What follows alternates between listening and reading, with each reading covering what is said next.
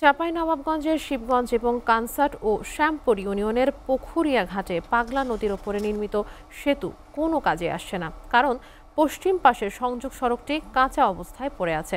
এই রাস্তাটি বর্ষাকালে হয়ে ওঠে চরম দুর্ভোগের নাম। সংযোগ সড়কটি পাকাকরণে প্রস্তাবনা দেওয়া হয়েছে, অনুমোদন পেলে কাজ শুরু হবে বলে জানিয়েছেন উপজেলা নির্বাহী কর্মকর্তা। চাঁপাইনবাবগঞ্জ থেকে আহসান হাবিবের প্রতিবেদন।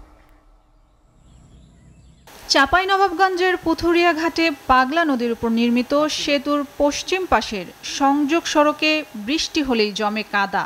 মালবোঝাই ভ্যান, অটোরিকশা, মোটরসাইকেল কোনোটি নির্বিঘ্নে চলতে পারে না।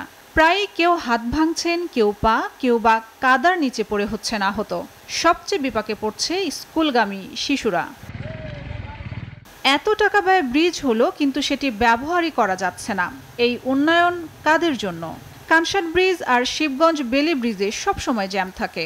বিকল্প পথ হিসেবে এই ব্রিজ নির্মাণে আশাবাদী থাকলেও আগের কষ্ট পিছু ছাড়েনি, জানালেন স্থানীয়রা। কানসাট ব্রিজ শুরু হওয়ার কারণে আমরা এক যুগ ধরে ভোগান্তি পৌঁছি, কারণ সেইখানে আমের অনেক জ্যাম, যার কারণে মানুষ চলাফেরা করতে পারে না। কোটি টাকা দিয়ে যে ব্রিজটা করেছে, কিন্তু আমাদের কোনো উপকার হয়নি, কোনো প্রকারের একটা খালি মানুষও যেতে পারি না। ভাই ব্রিজ হয়েছে, কিন্তু আমরা এই রাস্তা পাইনি, বেহাল দশা, যেতে পারি না, হুন্ডা নিয়ে পড়ে আছি। এই যে হুন্ডা ঠেলে ঠেলে আইনো ব্রিজ থেকে। রাস্তাতে যাতায়াত করতে অসুবিধা হয়েছে, আমের ভ্যান, অথচ আমাদের ছেলে মেয়েরা স্কুলে যেতে পারে না।